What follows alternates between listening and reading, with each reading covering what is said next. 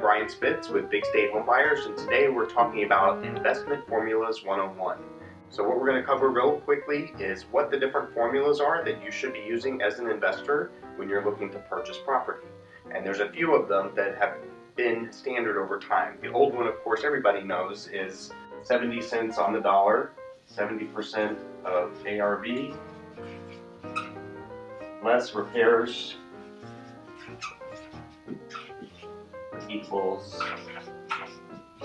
MAO, maximum allowable offer, which is a term that a lot of people use here in residential real estate investments. That doesn't exist anymore. The market is too strong, it's too difficult to get good deals, there's too much competition. So there are two ways that I recommend that you assess properties if you're going to make an offer. One is if you are going to rent the property. One is if you're going to sell the property. And these are based on properties that are in good neighborhoods that would rent or sell fairly quickly. They're not really for the properties that are in the multi-million-dollar range, not really for the properties that are below $80,000. Those have separate considerations. But if you're looking at a $110,000 house in Katy, all the way up to a $300,000 flip, I'd recommend you look at these formulas. One, for a flip, is to look at what the property is worth when it's done. So after repaired value, and let's take $250,000.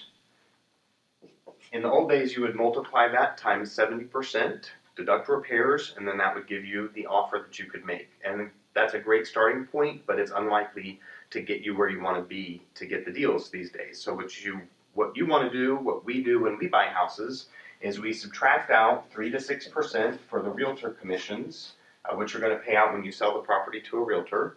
Then you subtract out the closing costs for when you sell the property.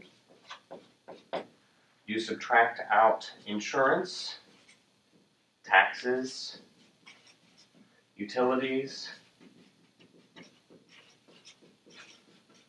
and all those basic costs you incur when you own the property. So all the builder's risk, the taxes while you own it, HOA fees, homeowners association, HOA, insurance, I said.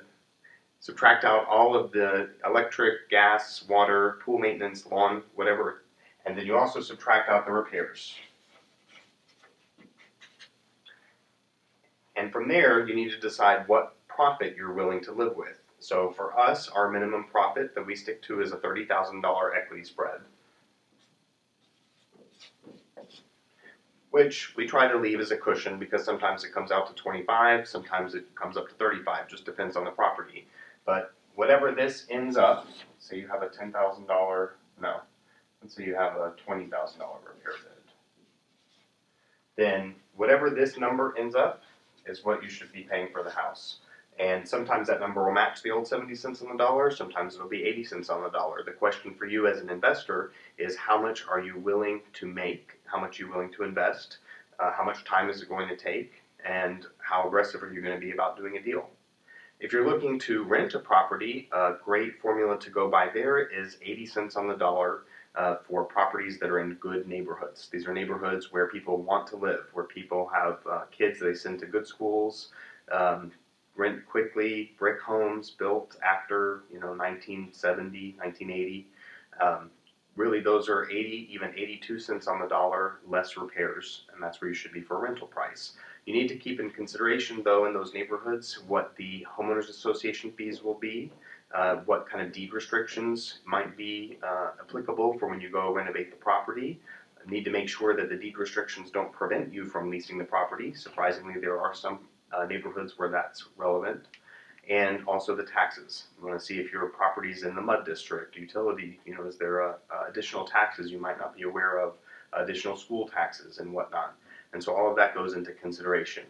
Another formula that I've seen people use a lot of with rental property is one where they're trying to buy based on a cap rate. And so using the capitalization rate formula, what you can do is take the rent, I'm just going to do it here, rent times 12 months in a year, and that gives you some number. So monthly rent times 12, and then from there you subtract the HOA fees and the taxes and insurance, and that gives you, let's say that gives you $10,000. So at the end of the year, after your basic expenses, you have a $10,000 profit. And what I've seen people do is do a cap rate on that. So they might divide it by 0.11 if they want an 11% return. And then let's say that gives them a $120,000 purchase price less repairs. Making the numbers up, obviously, so I don't have to use algebra, otherwise it'll be all X, Y, Z. But essentially what you're doing here is accounting for how much after expense income you're going to get, looking at how many multiples, how many times return you want on your money, and then take the repairs out, and that'll give you another way to justify a purchase. So in this instance, you're going to pay the most for the property, but if you're looking for a long-term yield and you're in a really good neighborhood, it may be the best way to get an investment in this competitive market. If you want to know more about the services that Big State Home Buyers can provide, or take a look at our constantly evolving inventory, visit us at bigstatehousedeals.com.